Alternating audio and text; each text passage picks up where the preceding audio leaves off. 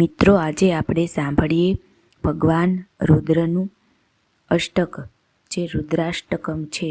એ બ્રાહ્મણ દ્વારા કહેવાયું છે. જે મનુષ્ય આનું ભક્તિપૂર્વક પઠન કરે છે તેની ઉપર ભગવાન શંભુ પ્રસન્ન થાય છે. રુદ્રાષ્ટકમ, જે ગુજરાતી અનુવાદ: હે મોક્ષ સ્વરૂપ, વિભુ, વ્યાપક, બ્રહ્મ અને વેદ સ્વરૂપ, ઈશાન દિશાના ઈશ્વર તથા સર્વેના સ્વામી શ્રી શિવજી, હું આપને નમસ્કાર કરું છું. નિજ સ્વરૂપમાં સ્થિત અર્થાત માયા રહિત, માયિક ગુણોથી રહિત, ભેદ રહિત, ઈચ્છા રહિત, ચેતન, આકાશ રૂપ અને આકાશને જ વસ્ત્ર રૂપે ધારણ કરનારા, દિગંબર અથવા આકાશને પણ આચ્છાદિત કરનારા આપને હું ભજું છું. નિરાકાર, ઓમકારના મૂળ, તુરીય, ત્રણેય ગુણોથી અતીત, વાણી, જ્ઞાન અને ઇન્દ્રિયોથી પર, કૈલાસપતિ, વિકરાળ, મહાકાળ, નાયકાળ, કૃપાળુ, ગુણોના ધામ, સંસારથી પર આપ પરમેશ્વરને હું નમસ્કાર કરું છું.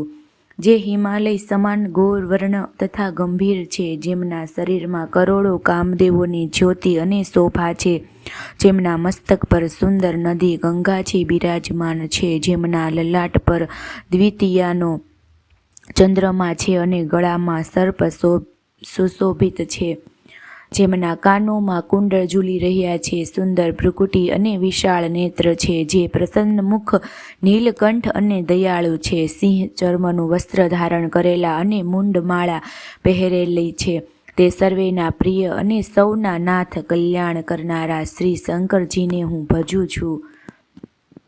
પ્રચંડ રુદ્રરૂપ, શ્રેષ્ઠ તેજસ્વી, નિર્ભય પરમેશ્વર, અખંડ અજન્મા, કરોડો સૂર્ય સમાન પ્રકાશવાળા, ત્રણેય પ્રકારના શૂળો, દુઃખોને નિર્મૂળ કરનારા, હાથમાં ત્રિશૂળ ધારણ કરેલા, ભાવ પ્રેમ દ્વારા પ્રાપ્ત થનારા, ભવાનીના પતિ શ્રી શંકરજીને હું ભજું છું.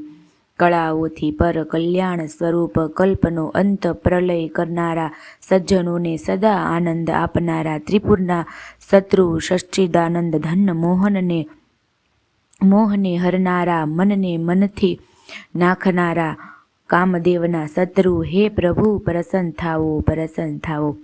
હે ઉમાનાથ, જ્યાં સુધી આપના ચરણ કમળોને મનુષ્ય નથી ભજતા ને ત્યાં સુધી તેમને ન તો આ લોકમાં અને ન તો પરલોકમાં સુખ શાંતિ મળે છે અને ન તો તેમના તાપોનો નાશ થાય છે. માટે હે સમસ્ત જીવોની અંદર હૃદયમાં નિવાસ કરનારા પ્રભુ પ્રસન્ન થાઓ.